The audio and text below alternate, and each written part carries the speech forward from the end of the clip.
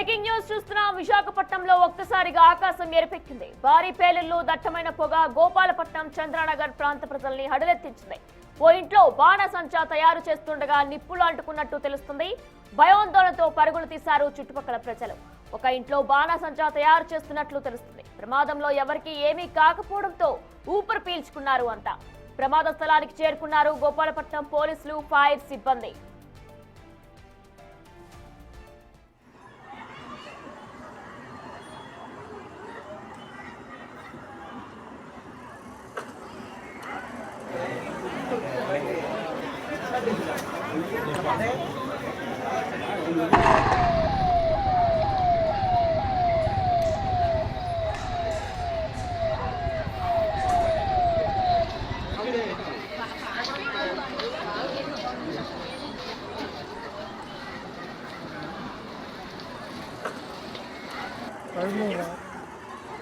ఇది చందనగర్ గోపాలపట్నం ఏరియా వస్తుంది.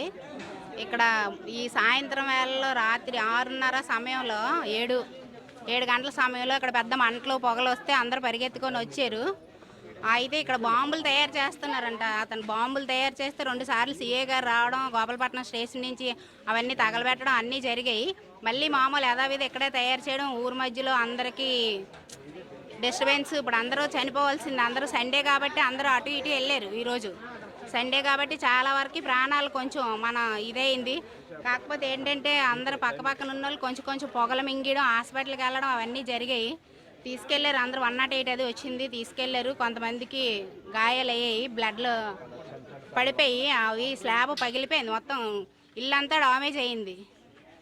అతను ఊరు మధ్యలో ఇలా తయారు చేయడం, ప్యానాలతో సెలగాటం ఆడడమే కదండి. 2 సార్లు సీఏ గారు వచ్చారు, అవన్నీ తగలబెట్టారు, అన్నీ చేశారు. మళ్ళీ మామూలే వాళ్ళు. ఇది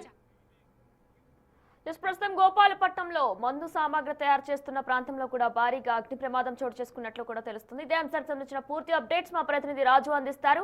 రైట్ రాజు, ప్రస్తుతం అక్కడ సిచ్యువేషన్ ఏ విధంగా ఉంది? ఎవరికైనా గాయాలయ్యాయా? గోపాలపట్నం చంద్రనగర్ లో ఒక ఇంట్లో తయారు చేస్తున్నటువంటి బాణాసంచా ఒక్కసారిగా పేలిపోవడంతో మొత్తం మంటలు వ్యాపించి దట్టమైనటువంటి పొగ వ్యాపించినటువంటి పరిస్థితి అయితే కనిపిస్తుంది. ఒక్కసారిగా మంటలు చెలరేగడం, ఆ బాంబులన్నీ కూడా పేలుతూ తారాజువులు మొత్తం ఆకాశాన్ని అంటుతున్నటువంటిది అయితే ఉంది. దీంతో ఏం జరుగుతుందో అర్థం కానటువంటి పరిస్థితి. ఒక ఇంట్లో 3rd ఫ్లోర్ లో మొత్తం ఈ బాణాసంచా అంతా కూడా తయారు చేసి నిల్వ ఉంచుతున్నటువంటి ఒక వ్యక్తికి నిల్వ ఉంచుతున్నటువంటి నేపథ్యంలో ఒక్కసారిగా తయారు చేసి నిల్వ ఉంచినటువంటి బాణాసంచాకి నిప్పంటుకోవడంతో మొత్తం అంతా కూడా పేలుడు సంభవించినటువంటి పరిస్థితి అయితే ఉంది. దీంతో ప్రజలందరూ కూడా భయాందోళనతో చుట్టుపక్కల ఉన్నటువంటి వాళ్ళు పరుగులు తీశారు. ముఖ్యంగా చూస్తే మందుగుండు సామాను తయారు చేస్తుండగానే ఈ బాణాసంచాకు నిప్పులు అంటుకున్నట్టుగా తెలుస్తుంది. దీంతో భారీగా బాంబులు పేలినటువంటి పరిస్థితి అయితే కనిపిస్తుంది. అయితే ఒక విధంగా చెప్పాలంటే ఇవాళ సండే కావడంతో ఇళ్లలో ఉన్నటువంటి వాళ్ళు, చుట్టుపక్కల ఉన్నటువంటి వాళ్ళంతా కూడా సరదాగా బయటికి వెళ్తున్నటువంటిది వెళ్ళినటువంటి పరిస్థితి అయితే ఉంది. దీంతో ఎవరికి ఏ విధమైనటువంటి ప్రాణ నష్టం జరగకుండా ఉన్నటువంటి నేపథ్యంలో పోలీసులు అయితే ఒక విధంగా ఊపిరి పీల్చుకున్నారని చెప్పాలి. దివాళీ సమయంలో కూడా ఈ బాంబులు తయారు చేస్తున్నటువంటి వ్యక్తి మీద పోలీసులు కేసు కూడా నమోదు చేశారు. తరచూ పోలీసులు వ్యక్తికి సంబంధించి బాణసంచా తయారు చేయకుండా ఎప్పటికప్పుడు కంట్రోల్ చేస్తున్నటువంటిది అయితే ఉంది. అయితే తయారీ ఒక చోట చేసి నిల్వ మరొక చోట చేస్తున్నటువంటి పరిస్థితి అయితే ఉంది. దీన్ని పోలీసులు గుర్తించలేనటువంటి పరిస్థితి అయితే ఉంది. ఇప్పటికే బాణసంచా తయారు చేస్తున్నటువంటి వ్యక్తి మీద కేసులు కూడా ఉన్నాయని పోలీసులు అయితే చెప్తున్నారు. కాకపోతే ఇది 3rd ఫ్లోర్ లో జరిగినటువంటి నేపథ్యంలో 2nd ఫ్లోర్ లో కానీ 1st ఫ్లోర్ లో కానీ చుట్టుపక్కల ఉన్నటువంటి ఇళ్లలో కానీ ప్రజలెవరు లేకపోవడం, అంతా ఇళ్ల బయట స్థితుల్లో ఎలాంటి ప్రాణాపాయ పరిస్థితి కానీ తీవ్రమైనటువంటి గాయాలు కలగలేదు. దీంతో ఒక విధంగా ఊపిరి పీల్చుకున్నటువంటి పరిస్థితి అయితే ఉంది. కానీ ఇళ్ల మధ్యలో, ఎందుకంటే ఇది ఎక్కడో మారుమూల ప్రాంతంలోనో సిటీ అవుట్స్కట్స్ లోనో జరిగినటువంటిది కాదు. చుట్టూ ఇళ్లు ఉన్నటువంటి నగర నడిబొడ్డున అటు ముఖ్యంగా చూస్తే గోపాలపట్నంలో ఇళ్ల మధ్యన తయారు చేస్తూ బాంబులు తయారు చేస్తూ ఉన్నాడు. వాటన్నింటినీ కూడా ఒకే చోట నిల్వ ఉంచుతున్నటువంటి పరిస్థితి అయితే కనిపిస్తుంది. ముఖ్యంగా ఇళ్లలో కనుక ప్రజలు ఎవరన్నా ఉంటే మాత్రము అంటే గడిచినటువంటి 10 రోజుల క్రితం కాకినాడలో సంఘటన చూసాము. ఎంతో మంది చనిపోయినటువంటి పరిస్థితి చూసాం. మరీ విశాఖపట్నంలో అట్లాంటి ఘటన ఉత్పన్నమై ఉండేది. ఎవరు ఇళ్లలో లేకపోవడం అనేది ఒక పెను ప్రమాదం నుంచి తప్పించుకున్నటువంటి పరిస్థితి అయితే కనిపిస్తుంది. మనం విజువల్ లో కూడా చూస్తే మొత్తం ఆ వీధి అంతా కూడా బాణాసంచ ఏదో దివాళీ సమయంలో పేల్చినట్లుగా ఇల్లు మొత్తం అంతా కూడా పేలిపోతూ మొత్తం ఇల్లు బీటలు ఇచ్చేసినటువంటి పరిస్థితి కనిపిస్తుంది. ఇళ్లలో నుంచి మొత్తం ఒక్కొక్కటిగా అంటే బీటలు వారడం, స్లాబ్ కు సంబంధించినటువంటి మొత్తం పెచ్చులన్నీ కూడా కింద పడిపోయినటువంటి పరిస్థితి ఉంది. దారిలో వెళ్తున్నటువంటి వాళ్ళు కూడా భయాందోళనకు గురయ్యి పరుగులు తీసినటువంటి పరిస్థితి అయితే ఉంది.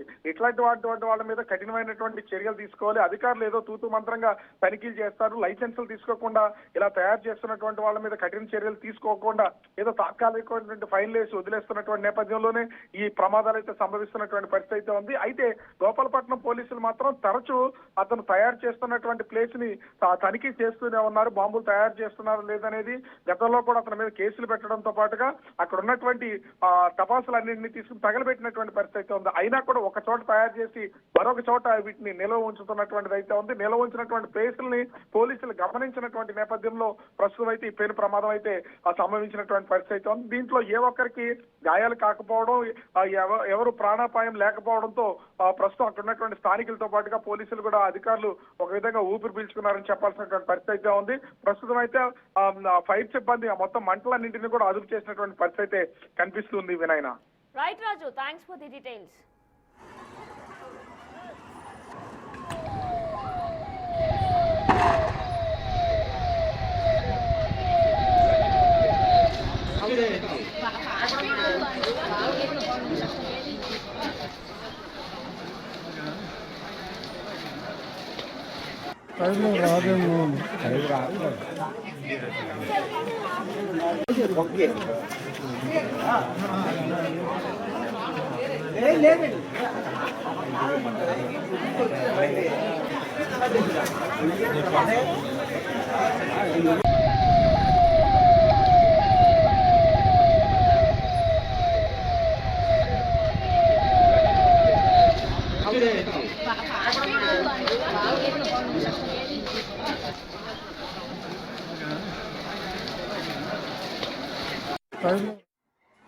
అయితే ఈ వ్యక్తి ఉన్నాడు, ఈ వ్యక్తి మీద ఆల్రెడీ మన కేసులు కూడా నమోదు చేయడం జరిగింది.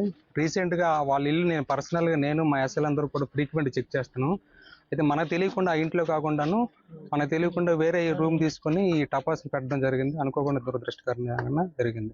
భగవంతుడి దయ వల్ల ఎవరికేమీ కాలేదు. నేను వచ్చి ఇక్కడ ఎవరైతే బిల్డింగ్ కన్స్ట్రక్షన్ చేస్తున్నది ఇతనే సాక్ష్యం. చిల్లరండి మీరు ఒకసారి. ఒక 15 days బ్యాక్ వచ్చాను. ఇతను ఈ ఇల్లు కన్స్ట్రక్షన్ చేస్తున్నారు. ఆ ఇల్లు అంతా మొత్తం చెక్ చేశాను. నేను చెక్ చేసిన తర్వాత సంచులు గించులు ఉంటూ మొత్తం తీసి కాల్పిచ్చాను. ఇతను కన్స్ట్రక్షన్ చేసినప్పుడు చెప్పాను నేను, ఆయన తయారు చేసినట్లయితే ఆయనకు ఒక్కరికే కాదు మిగతా వాళ్ళందరూ కూడా ప్రాణాలు పోతాయి, దయచేసి ఏది ఉన్నట్లయితే నాకు ఇన్ఫర్మేషన్ ఇవ్వండి అని చెప్పేసి ప్రత్యక్ష సాక్షి ఇతనే వచ్చి ఆ సామాన్లు ఏమున్నాయో అవన్నీ తీయించి బయట పట్టించి వాటర్తో కడిగించారు వాళ్ళది. అది క్లియర్ అయిపోయింది. క్లియర్ అయిపోయిన తర్వాత కూడా ఆయనకి చెప్పారు, ఏదైనా పని చేసుకో, ఇది ఇక్కడ మరి చెయ్యొద్దు అని చెప్పేసి చాలా గట్టిగా వార్నింగ్ ఇవ్వడం జరిగింది. ఆయనతో పాటు మేము కూడా ఆయన చెప్పడం జరిగింది, నువ్వు పెయింటింగ్ పని వచ్చు కదా, నా దగ్గర రా, నేను కాట వర్క్ ఇస్తాను అంటే ఇమీడియట్ గా నేను వచ్చేస్తానండి అన్నాడు. కానీ అక్కడ స్టోర్ చేశాడు. నేను ఒక రోజు అడిగాను, అడిగితే లేదు అంత రేట్ లేదు, కావాలంటే తాళం ఇస్తాను చూసుకో అని కూడా అన్నాడు మాతోని. ఇంకా మేము భయం వేసింది, మేము పక్కన ఉంటాం కదా అందుకోసం అని. అయితే అతను ఆ మాట అన్నాడు, మరి అది ఫేక్, అది అంటే అది అబద్ధం చెప్పాడు అతను, అంతే. ఇవాళ తెలిసింది మాకు. మరి అదే కదా సార్ మేము చెప్తుంది, ఆయనకి అంతా క్లియర్ చేసి పంపించానండి. ఆ రోజు సారాలో వెళ్ళిపోయిన తర్వాత నాది నేను లేదు, అంతా క్లియర్ చేస్తానని చెప్పాడు సార్, అంతే.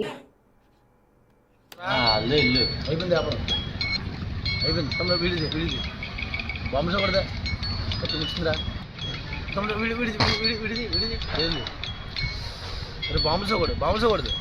బాంబు కొడదా ఇల్లు అయిపోయింది, వ్యాపారం అయిపోయింది. తమ్ముడు వీడిది బాంబు కొడదా ముచ్చిందిరా తమ్ముడు, విడిది ఏంది